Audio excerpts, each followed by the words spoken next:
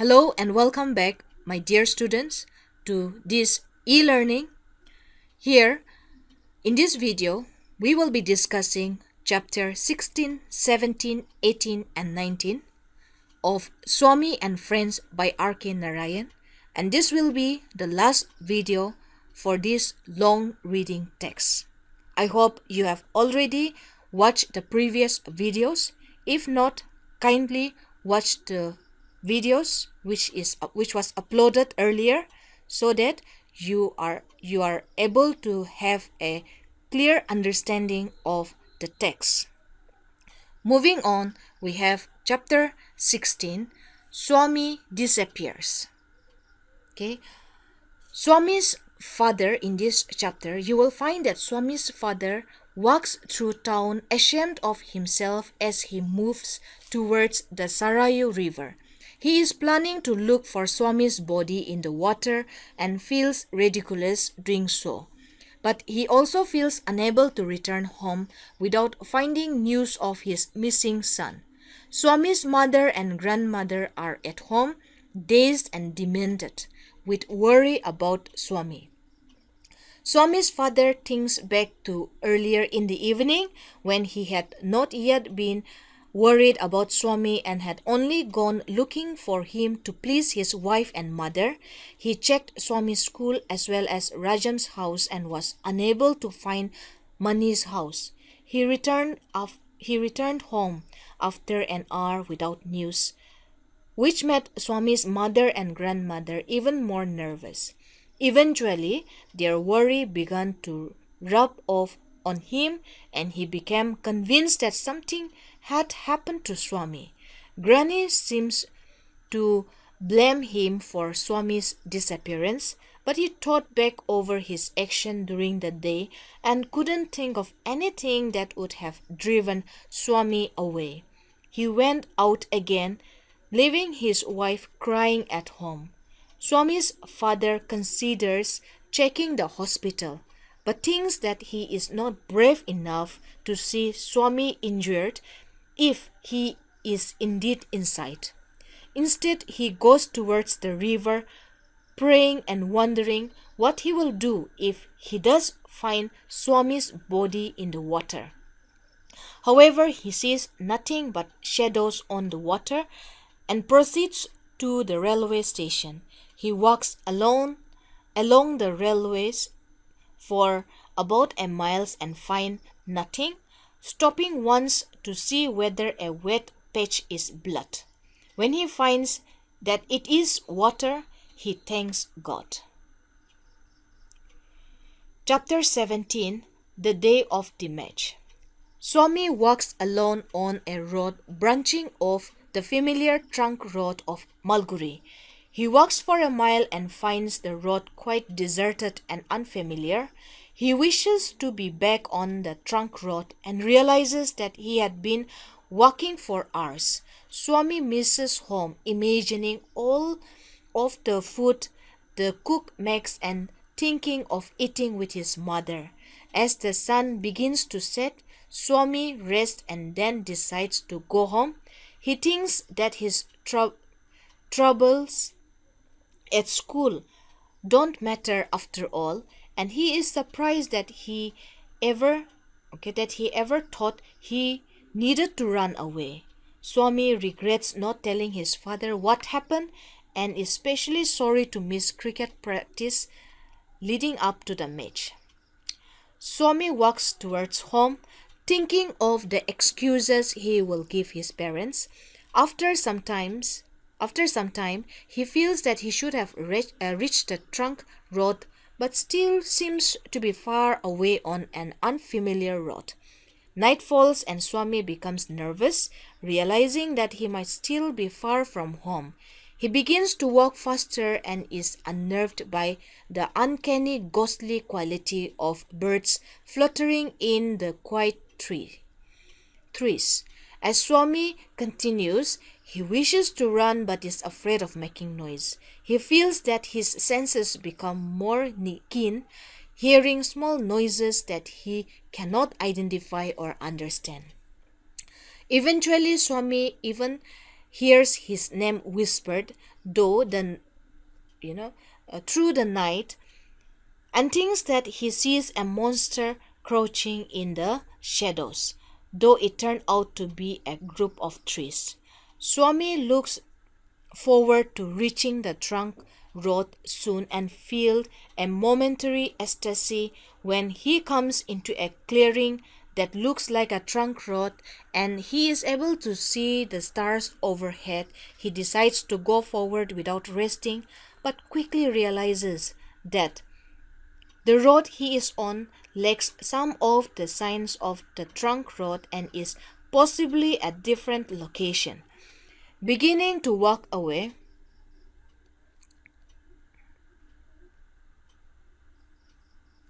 yes, I'm sorry for that.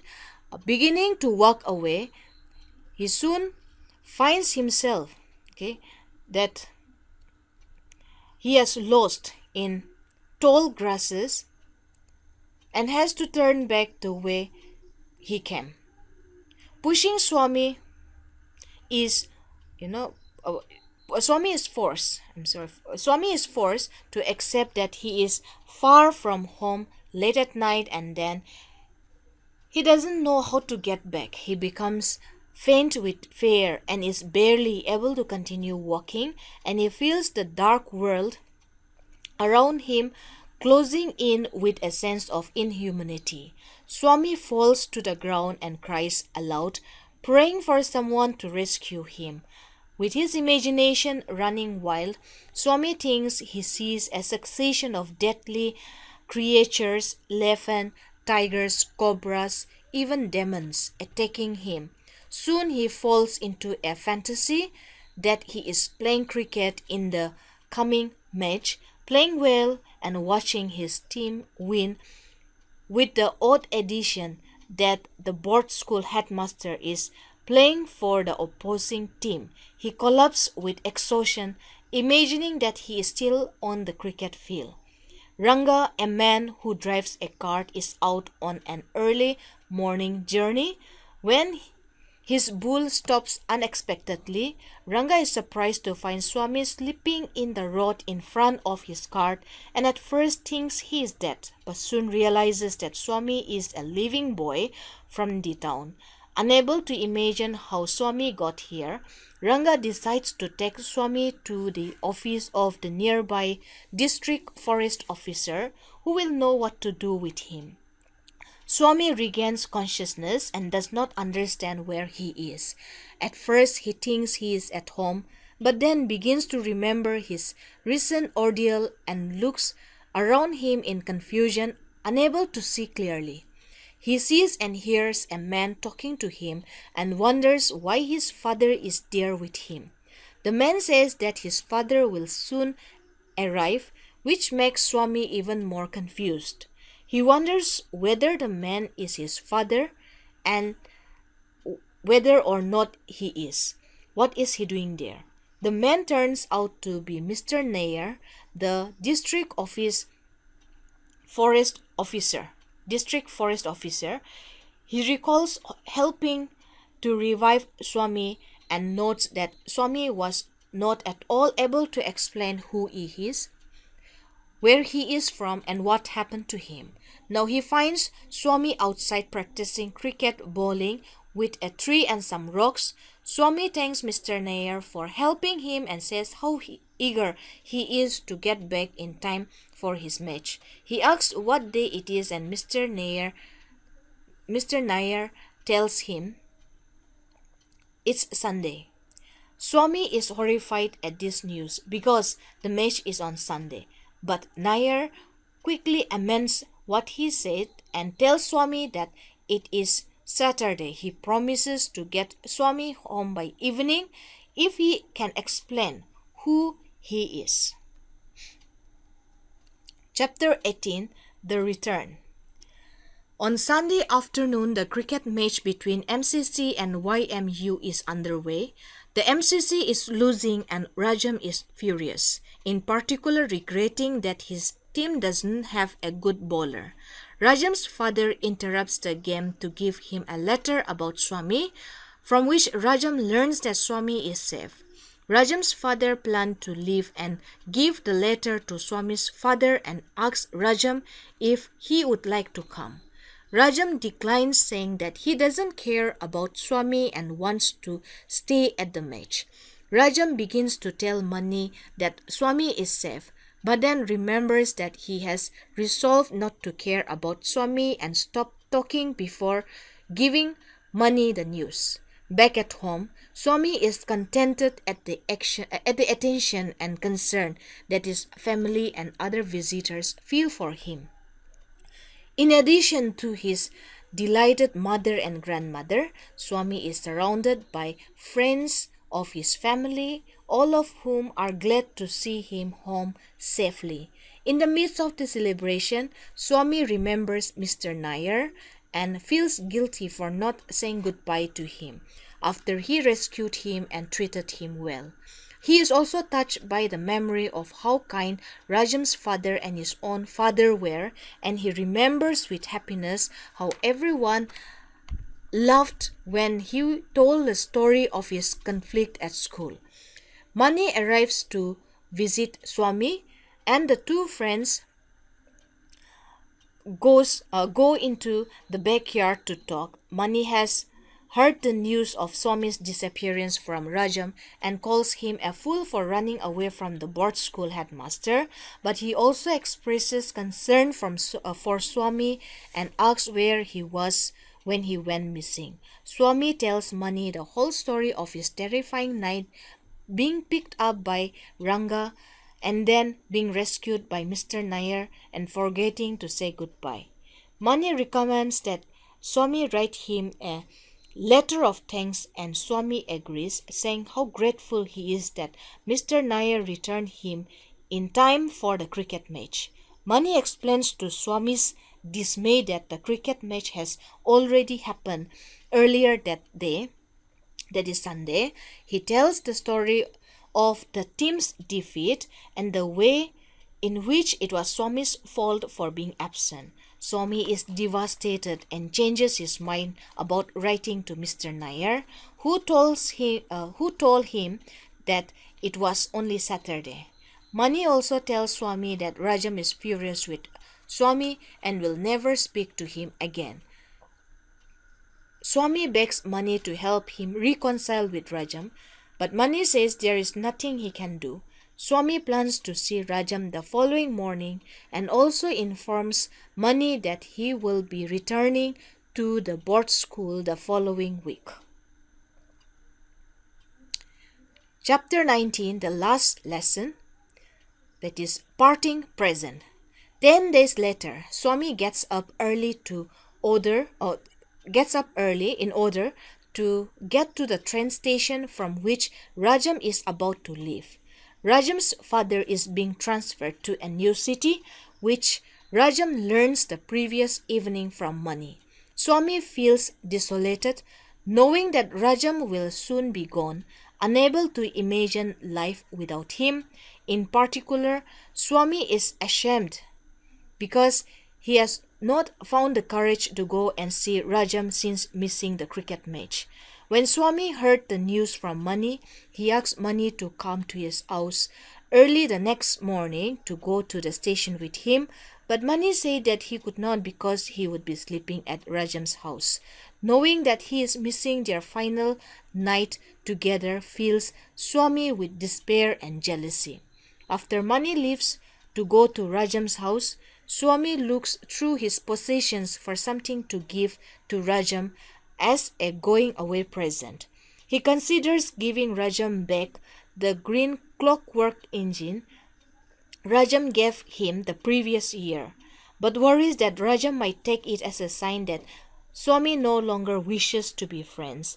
Eventually, Swami settles on giving Rajam a book of fairy tales given to him by his father years before.